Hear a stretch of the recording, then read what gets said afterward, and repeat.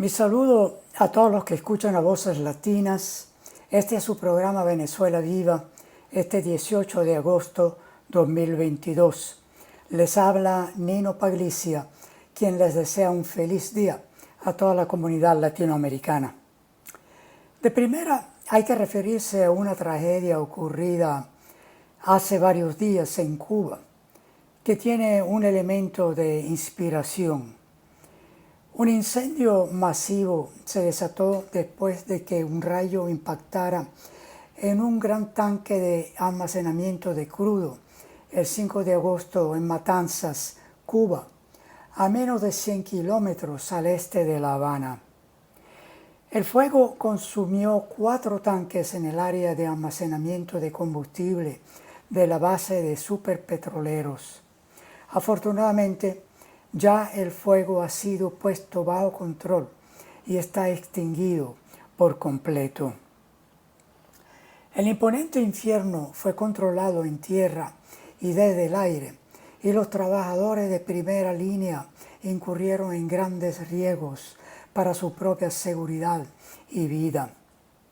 Esta es una tragedia en cualquier país, comunidad o región donde ocurra. Pero sin duda la ocurrencia en Cuba, un país de bajos recursos debido al cruel bloqueo económico de Estados Unidos que ha durado más de 60 años, tiene un mayor significado por las consecuencias en la población. Cierto, el bloqueo que impide libertad de relaciones económicas y financieras con el resto del mundo, controlado por Estados Unidos, ha durado más de 60 años.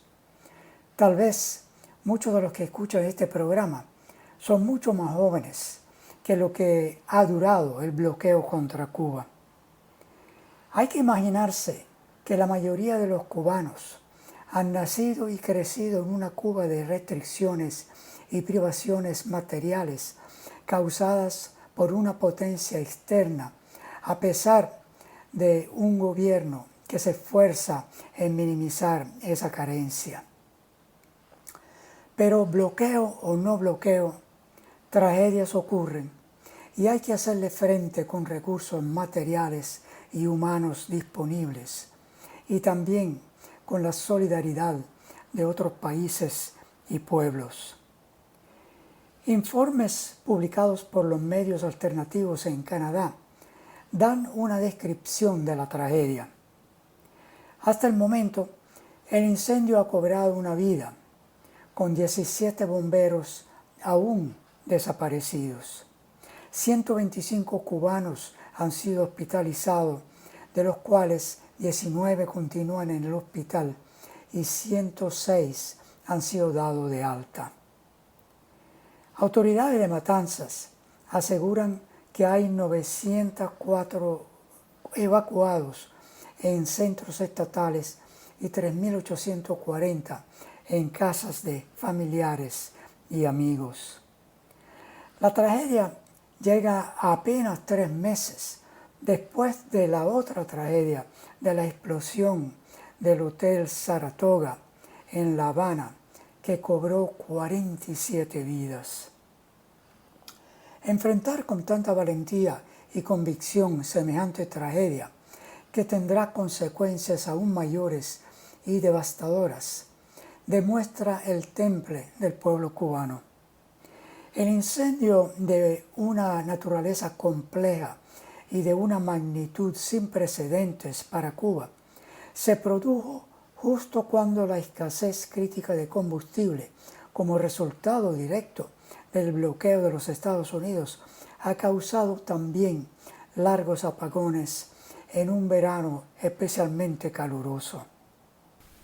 El presidente cubano Miguel Díaz-Canel y el primer ministro Manuel Marrero, así como otros funcionarios del gobierno y del Partido Comunista, han estado en el lugar del desastre desde la misma noche en que ocurrió, apoyando a las autoridades provinciales y movilizando recursos de todo el país para garantizar que todos los arreglos necesarios están en marcha y se toman medidas para salvar vidas y controlar el fuego de la forma más rápida y segura posible, así como para garantizar que se ha dado apoyo a las más de 5.000 personas evacuadas de los barrios más cercanos al depósito de combustible. Inmediatamente, personas de Matanzas y otras partes de Cuba se ofrecieron para ofrecer toda la ayuda que pudieran a los heridos y a los familiares de los desaparecidos, así como a los bomberos, otros trabajadores de emergencia y los evacuados de sus hogares. Han estado proporcionando comida, bebida, transporte gratuito y otros bienes y servicios, abriendo sus hogares a los evacuados y donando sangre y medicinas. Las ofertas de asistencia concretas también llegaron rápidamente de los gobiernos de varios países. Lo primero en llegar en la noche del sábado 6 de agosto fue un avión cargado de material contra incendios y especialistas de la empresa mexicana de petróleos, Pemex, y las Fuerzas Armadas del país despachados por el presidente de México, Andrés Manuel López Obrador. A ellos se sumaron poco después los bomberos y otros especialistas de la petrolera estatal venezolana PDVSA, enviados por el presidente Nicolás Maduro. También trajeron espuma y sustancias químicas para sofocar el fuego y evitar su propagación. Desde entonces han llegado más de 20 vuelos desde México y Venezuela con equipos y materiales. México también ha enviado 2 barcos de ayuda. El 11 de agosto llegó un avión con ayuda de Bolivia. También enviaron ayuda material y financiera varios otros países. En declaraciones el 10 de agosto, luego de que se anunciara que el fuego estaba bajo control, el presidente Miguel Díaz-Canel dijo que la capacidad de Cuba para enfrentar este último desafío se debe al heroísmo, el coraje, la solidaridad, el compromiso y la unidad con que se enfrentó. Hasta el momento no se ha oído ninguna reacción del gobierno de Estados Unidos. Estados Unidos no ha ofrecido ayuda material a Cuba.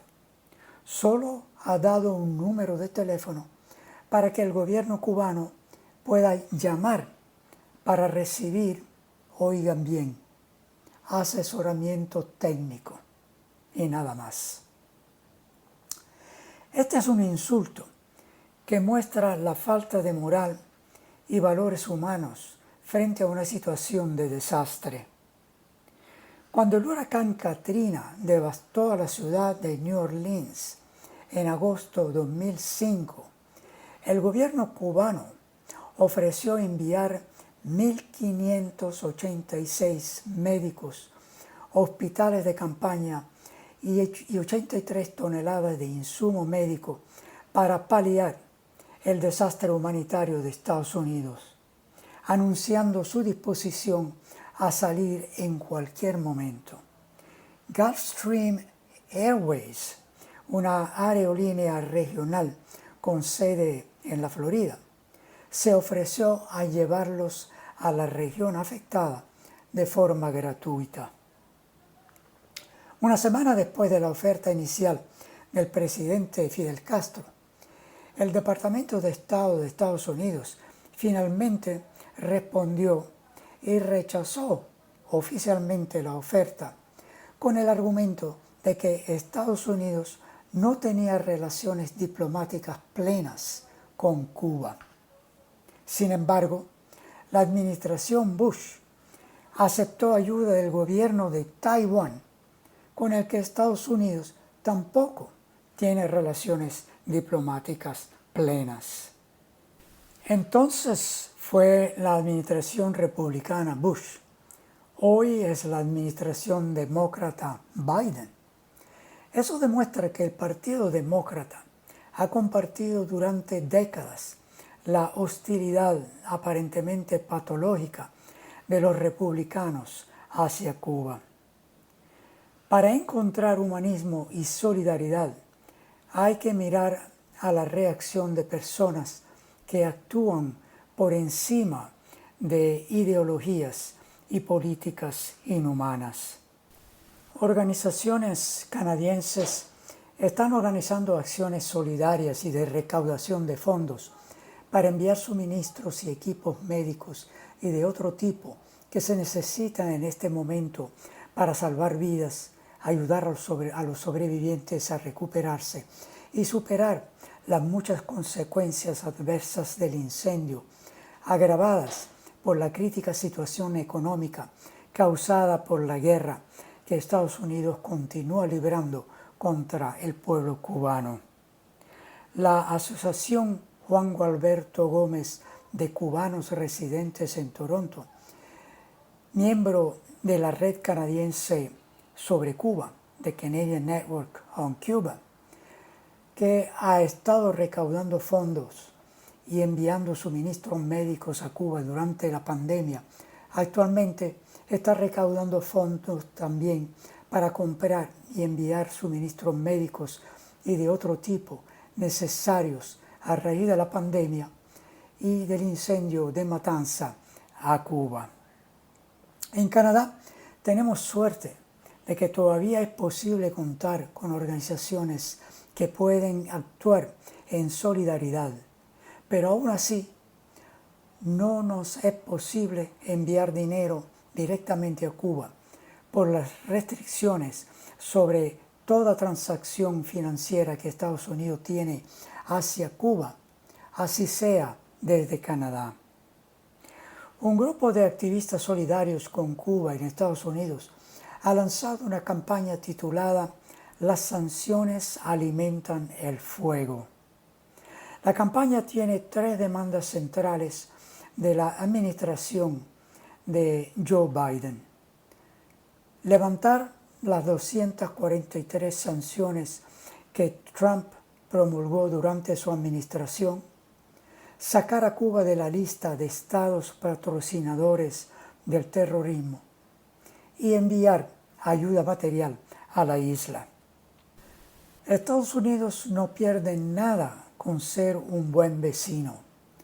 La administración Biden puede hacer más que solo ofrecer asesoramiento técnico. Para lograr sus demandas, la campaña insta a las personas de los Estados Unidos a enviar una carta a Biden, publicar en las redes sociales y hacer donaciones. La campaña ha sido firmada por personalidades como Cornel West, Noam Chomsky, Jeremy Corbyn, Roger Waters y muchos otros. Hasta congresantes estadounidenses han hecho un llamado al presidente Joe Biden para brindar asistencia estadounidense tras los devastadores incendios en Matanzas.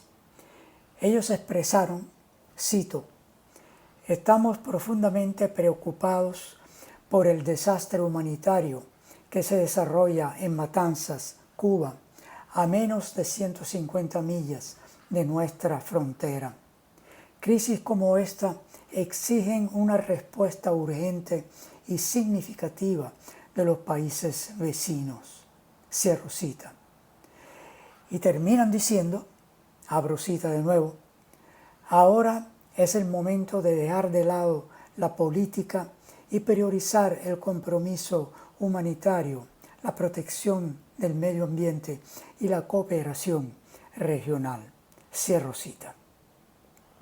Hasta el momento no hemos oído de ningún llamado en apoyo a esta tragedia en Cuba de parte del gobierno canadiense.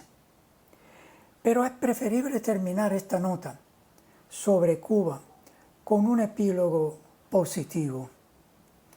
Cuba y sus Fuerzas Armadas Revolucionarias condecoraron a las delegaciones de México y Venezuela por su solidaridad en el combate contra el incendio en Matanzas. 5 delegados recibieron la Orden de la Solidaridad y 122 recibieron medallas de la amistad.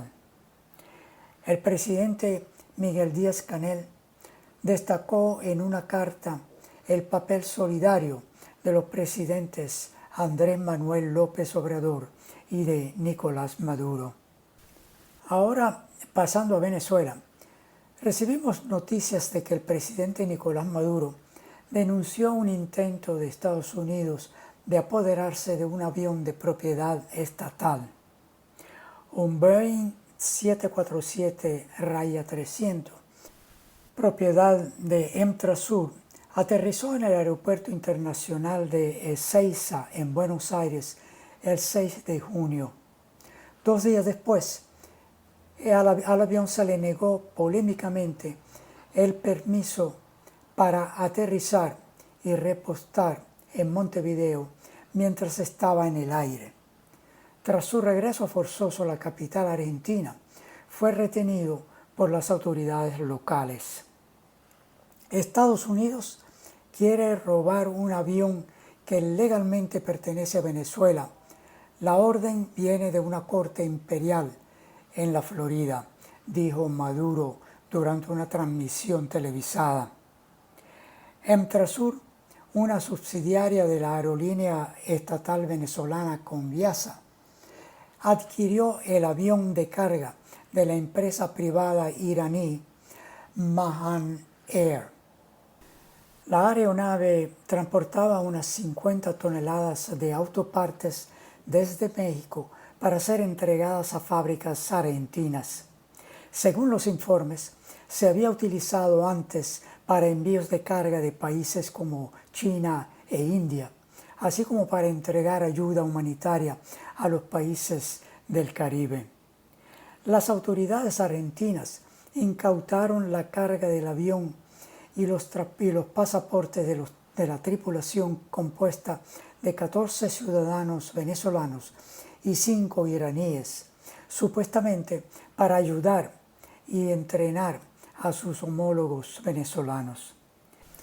La aeronave y su cargamento fueron sometidos a varias inspecciones tras órdenes judiciales que no arrojaron irregularidades. Finalmente, un juez federal argentino ordenó la liberación del cargamento a finales de julio y luego autorizó la salida del país de 12 tripulantes. 7 continúan bajo investigación por razones no reveladas. No se ha presentado ninguna evidencia de irregularidades ni alertas internacionales.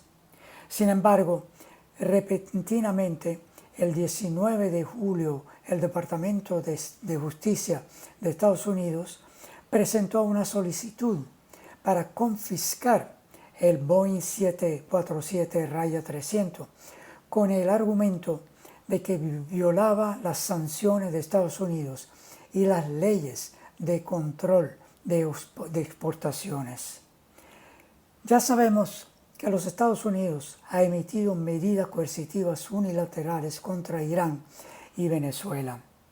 Ya antes Conviasa fue sancionada en 2020 junto con varias otras empresas estatales venezolanas como parte de los esfuerzos de Estados Unidos para derrocar al gobierno de Maduro.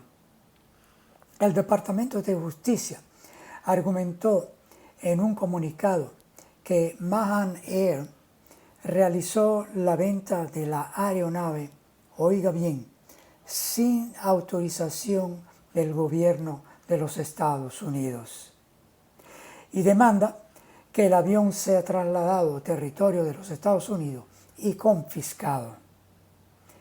El reclamo del presidente Maduro tiene cierta legitimidad, especialmente cuando esta acción ilegal sigue a una serie de incautaciones de bienes del Estado venezolano como parte del bloqueo económico de gran alcance de Estados Unidos contra Venezuela.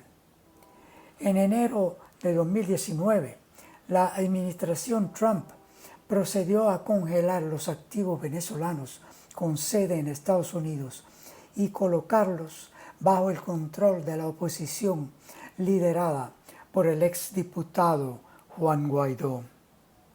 El principal activo fue la filial petrolera Citgo, con un valor de 8.000 millones de dólares. Los aliados de Washington hicieron lo mismo, y Colombia, con su presidente anterior, Iván Duque, se apoderó de la empresa de agroquímicos Monómeros y se la entregó a la misma facción opositora respaldada por Estados Unidos. Del mismo modo, las autoridades judiciales del Reino Unido se han negado reiteradamente a devolver reservas de oro por valor de 1.700 millones de dólares al Banco Central de Venezuela. Pero de nuevo, hay que notar un epílogo positivo, por lo menos en parte. Hemos recibido noticia que el recién nombrado presidente de Colombia, Gustavo Petro, devuelve el control de Monómeros a Venezuela. Esta es una muy buena noticia después de que el exdiputado opositor Juan Guaidó llevó la empresa a la quiebra. En 2018, la producción de monómeros superó las 800.000 toneladas y estuvo al 92% de su capacidad operativa total, mientras que durante 2019, una vez tomada por Guaidó, la cifra bajó al 22%, es decir, apenas 176.000 toneladas. Las irregularidades en monómeros durante el paso de Guaidó no solo han sido denunciadas por el gobierno venezolano, sino que incluso sus propios aliados han advertido sobre la opaca gestión de quienes quedaron al mando. Es evidente que la Colombia de Petro no necesita la autorización del gobierno de Estados Unidos. Concluimos este programa con una breve noticia de parte de la ONU. La Organización de Naciones Unidas anunció que necesitará cerca de 800 millones de dólares para su nuevo plan de ayuda humanitaria que estará destinado a presuntamente atender a 5,2 millones de personas con necesidades urgentes en Venezuela. En este sentido, el organismo publicó un documento denominado como Plan de Respuesta Humanitaria 2022-2023. Desde allí se detalla un esquema de trabajo para identificar las necesidades más inmediatas de la población. De acuerdo con el texto, este plan de ayuda humanitaria de la ONU para Venezuela se enfoca principalmente en 6 áreas prioritarias: salud de la población, nutrición, seguridad alimentaria y medios de vida, movilidad humana, migración, riesgo de protección, prestación y acceso a servicios y acceso a la educación. Esto reseña el documento.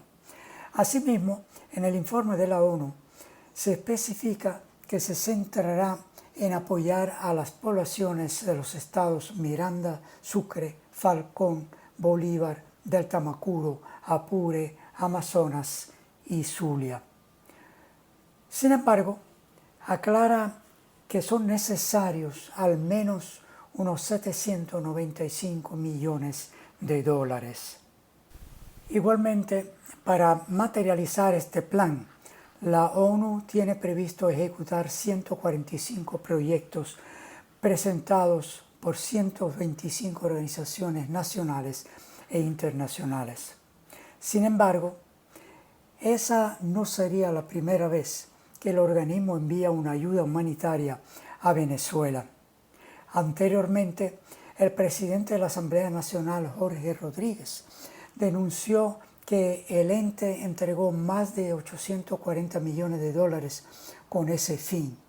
Pero dicho dinero no llegó a las manos correctas, sino que una parte fue robada por la oposición.